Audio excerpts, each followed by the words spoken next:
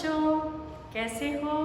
उम्मीद है आप लोग खुश होगे, स्वस्थ होगे और मस्त होगे।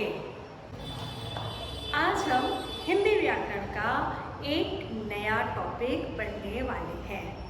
मैं एक वाक्य लिख रही हूँ।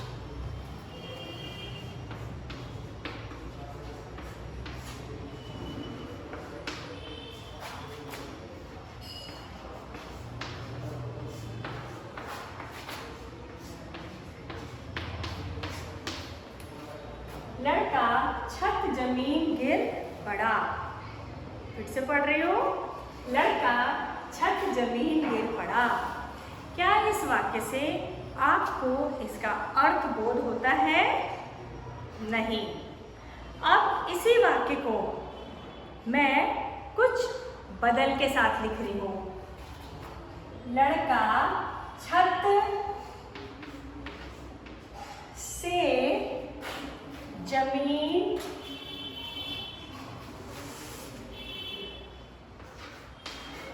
पर गिर पड़ा। मैंने इस वाक्य में से और पर ये दो शब्द क्या किए हैं? ऐड किए हैं।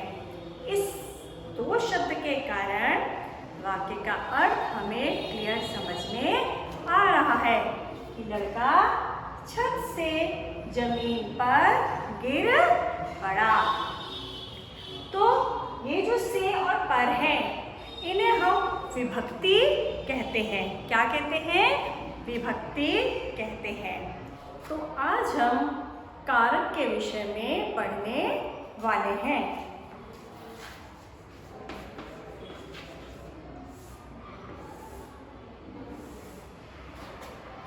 अब ये कारक क्या होते हैं?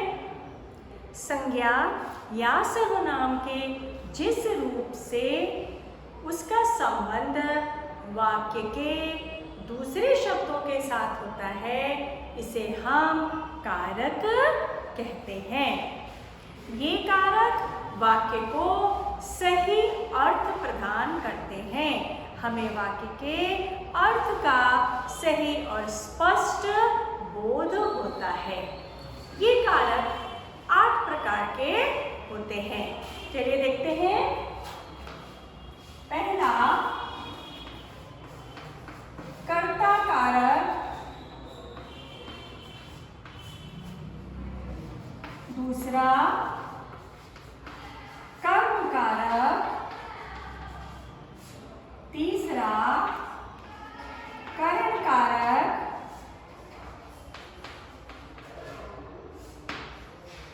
चौथा संप्रदान कारक, पांचवा अपादान कारक, छठवा संबंध बोधक,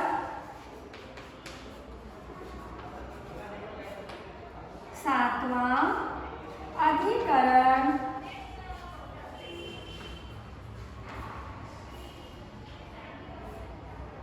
और 8वां जो कारक है इसका नाम है संबोधन कारक।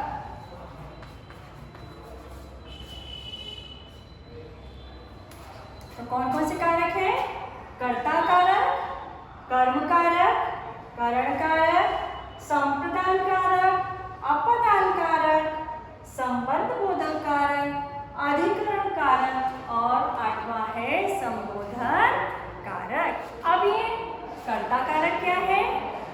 संज्ञा या सर्वनाम के जिस रूप से क्रिया के कर्ता का बोध होता है या क्रिया के करने वाले का बोध होता है, इसे हम कर्ता कारक कहते हैं। जैसे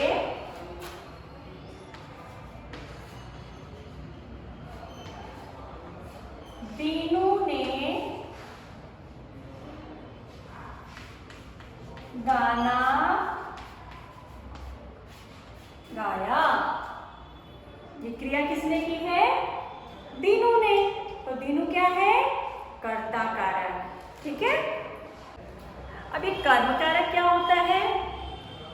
वस्तु या व्यक्ति पर क्रिया के होने का फल पड़ता है उसे हम क्या कहते हैं?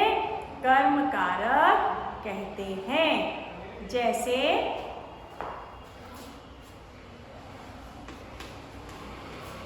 राम ने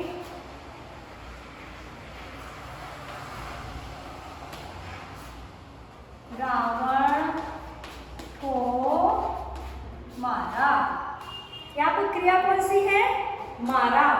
और इस क्रिया का फल किस पर पड़ रहा है? रावण पर, क्योंकि मारा किसको है? रावण को। तो ये जो रावण को है ये क्या कहलाएगा? कर्म कारक कहलाएगा। तीसरा हमारा क्या है? करण कारक। कर्ता जिस साधन द्वारा क्रिया करता है उसे हम क्या कहते हैं? करण कारक कहते हैं। जैसे राम ने कलम से लिखा। क्रिया कौन सी है? लिखा। अब कर्ता ने किस साधन से कार्य किया या क्रिया की? कलम से। तो यहाँ पर कलम से क्या कहलाएगा? करण कारक। चौथा है संप्रदान कारक। कर्ता जिसके लिए क्रिया करता है वह कहलाता है संप्रदान कारक। जैसे राम ने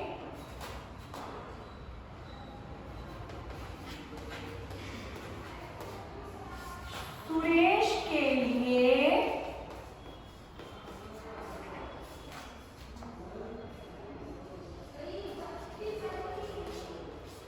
फल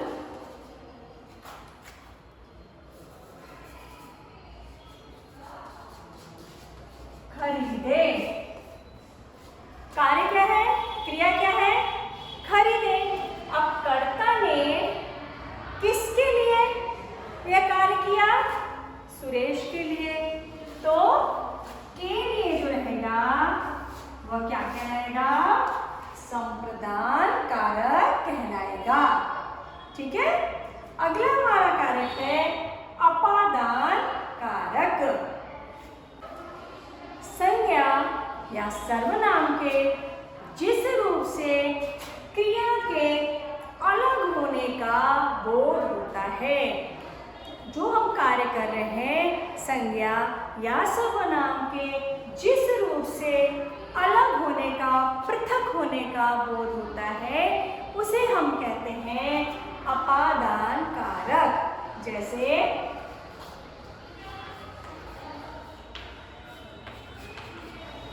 पेड़ से पत्ते गिरे। क्रिया कौन सी है? गिरे। कहाँ से गिरे? पेड़ से। तो ये जो पेड़ से है, ये जो से है, ये विभक्ति किसके लिए आती है? अपादान कारक के लिए। अब आप बोलेंगे कि से यहाँ पर भी है और जो हमने करण कारक पढ़ा था उसमें भी से है। तो दोनों से को हम पहचानेंगे कैसे? जब इस से विभक्ति का प्रयोग किसी साधन के लिए हो, कर्ता अगर कोई क्रिया करने के लिए किसी साधन का प्रयोग करता है तो वहां पर कारक कौन सा रहेगा? करण कारक रहेगा। परंतु यदि क्रिया के अलग होने का बोध होता है तो वहां पर क्या रहेगा? से। अब पेड़ से पत्ते गिरे तो वो पेड़ से पत्ते क्या हो गए? पृथक हो गए। विद्यार्थी स्कूल से घर गए तो ये जो जाने की क्रिया हुई है, विद्यार्थी उस समय स्कूल से क्या हो गए? अलग हो गए, पृथक हो गए और वो कहाँ चले गए? घर चले गए। तो यहाँ जो से लगेगा अपादान कारक के लिए, वह से पृथक होने का बोध कराएगा। संज्ञा के जिस रूप से किसी एक वस्तु का संबंध किसी दूसरे वस्तु से होता है या प्रदर्शित होता है तो उसे बोलते हैं हम संबंध कारक। क्या बोलते हैं हम? संबंध कारक। जैसे यह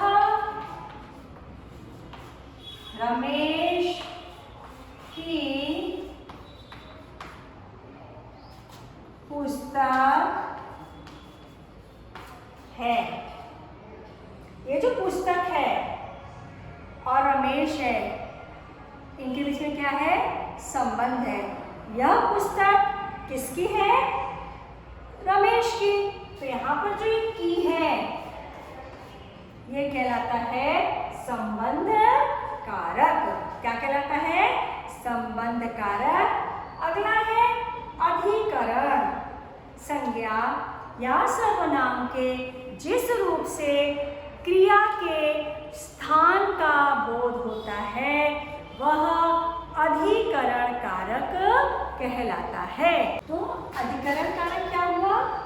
मेज पर किताब है तो संज्ञा के जिस रूप से क्रिया के स्थान का बोध होता है इसे हम क्या कहते हैं?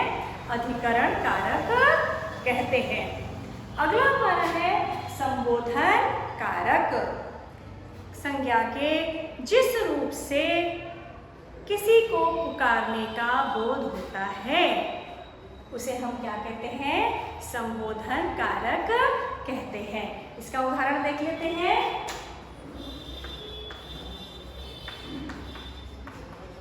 हे भगवान, मेरी गरीबी दूर करो।